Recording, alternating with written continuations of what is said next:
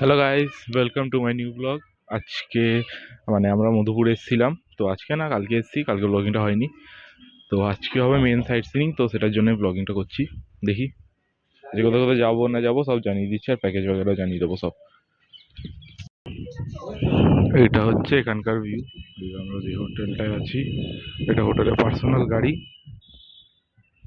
আর সামনে যে গাড়িটা দেখছি ওটা আজকে আমরা যাব। তো হ্যাঁ, এটাই হচ্ছে আমাদের এরিয়া।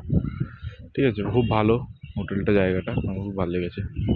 যাদের ছবি ওই তোলার ইচ্ছা তারা এখানে ভালো। আমাদের হোটেলটা একবার সামনে দিয়ে দেখিয়ে দিই। এটা হচ্ছে আমাদের হোটেল। আমাদের হোটেলের নাম হলো ওয়েস্ট ভিউ। ঠিক আছে, আমি একবার সামনে হোটেলের সামনের দিকটা আমি একবার দেখিয়ে দিচ্ছি।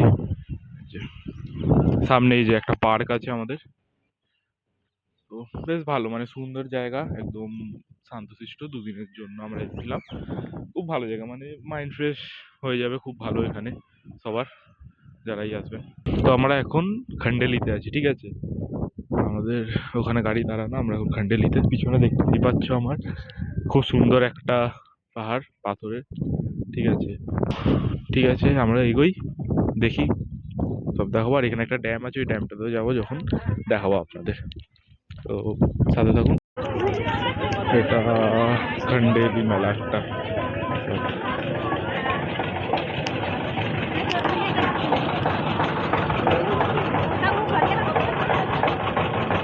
এখানে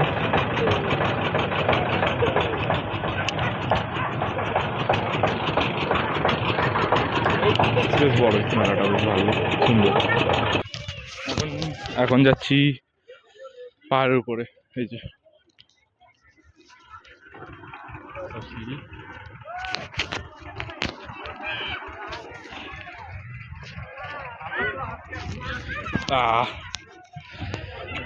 পুরোটা এখানে পুরোটা ওঠা যায় না, আমাদের যা বলা হয়েছে পুরোটা ওঠা যায় না, একটু ওই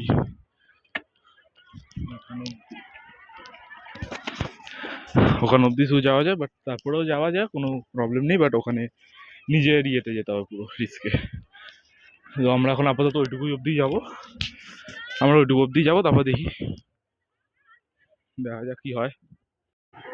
উফ, জাস্ট আমরা এখন এখানে ভিউটা লিটারালি খুব সুন্দর। এটা দূর অবধি যায়, ওই যে মেলা।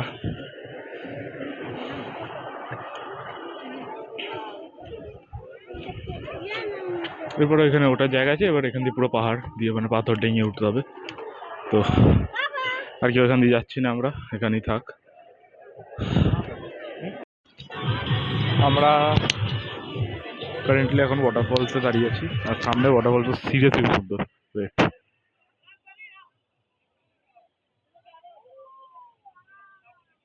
খুব সুন্দর ওয়াটারফলসটা, বেশ ভালো।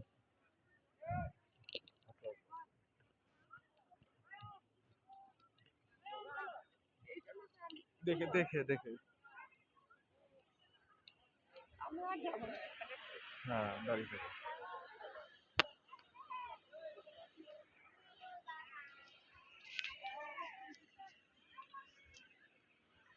একটু আগে এগোই।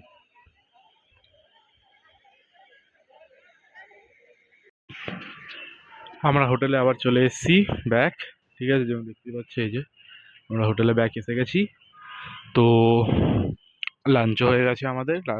প্রচুর টায়ার্ড ছিলাম, তো আর দেখাতে পারিনি লাঞ্চে কী ছিল। আমরা জাস্ট এসেই খেয়ে নিয়েছি সবার আগে। তো লাঞ্চে ছিল ভাত, মাংস, মাটন। মাটন ছিল, ডাল ছিল, আলু ভাজা, বাঁধাকপি, লাস্টে পেঁয়াজের চাটনি। খুব ভালো খরচ। হ্যাঁ, বাট ওদের এখানে যেটা বলা ছিল সেটা হচ্ছে মাংসটা একটু সেদ্ধ হতো ওদের। বাট ঠিক আছে, এখন একটু বসবো, গল্প করবো সবাই, কারণ কালকে সকালবেলা বেরিয়ে যেতে হবে। তাই একটু এখন গল্প সল্প করবো। তারপর রাত্রিরে আবার খাওয়া দাওয়া হবে, যদি সন্ধ্যাবেলা কিছু হয় সেটা বলে দেবো, দেখিয়ে দেবো। হ্যাঁ, আপাতত এটাই, দেখি। গুড মর্নিং গাইস, এখন বাজে সকাল 8:30। তো হ্যাঁ, এখন আমরা বাড়ি যাব। এখান থেকে আগে স্টেশন যাব, মধুপুর স্টেশন। দেন ওখান থেকে আমাদের জনশতাব্দী এক্সপ্রেস আছে টু হাওড়া, ওটা ধরবো। ওটা ধরে হাওড়া যাব, যাই। ওখানে গিয়ে কথা হচ্ছে আবার হাওড়ায় গিয়ে। দুটো জায়গা আমি দেখাতে পারিনি, একটা হচ্ছে চিত্তরঞ্জন আর একটা হচ্ছে জামতারা, কারণ ওই টাইমে আমরা ট্রেনে উঠেছিলাম, কিছু খেয়ে আসিনি ব্রেকফাস্টে। তো আমরা বাইরে যে স্টেশনে মানে মধুপুর স্টেশনের বাইরে দিয়ে আমরা কয়েকটা খাবার কিনে নিই, ওটাই পরে ট্রেনে বসে খাই। তো ওই খাবারের মাঝেই দুটো প্ল্যাটফর্ম বেরিয়ে যায়, আসানসোল আসতে আসানসোল দেখাবো। তো আসানসোলের পর হচ্ছে দুর্গাপুর, দুর্গাপুরের পর ডাইরেক্ট হাওড়া, দুর্গাপুরের পর আর কোনো স্টপেজ নেই। তো এই জনশতাব্দীতে যদি আপনারা মধুপুর থেকে ফেরেন তাহলে এই একটা ভালো যে 4টে স্টপ পড়বে আর তাড়াতাড়ি পৌঁছাবেন। হ্যাঁ, এবার যদি ট্রেন লেট করে ওটা অন্য ব্যাপার, বাট একদম অন টাইমে থাকলে ওটা 1 ঘন্টা আগে পৌঁছাবে হিসাব মতো। তখন বাইরের ভিউটাও বেশ ভালো।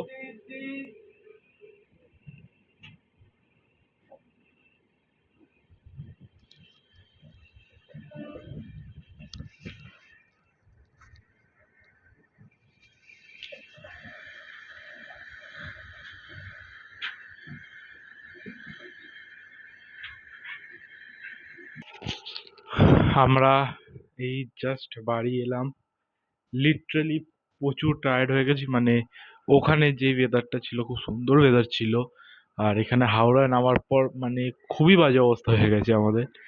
তো সবাই লিটারালি খুব টায়ার্ড হয়ে গেছে এখন। তো আমি আর কিছু বেশি বলছি না এখানে, ভিডিওটা আমি এখানেই এন্ড করছি।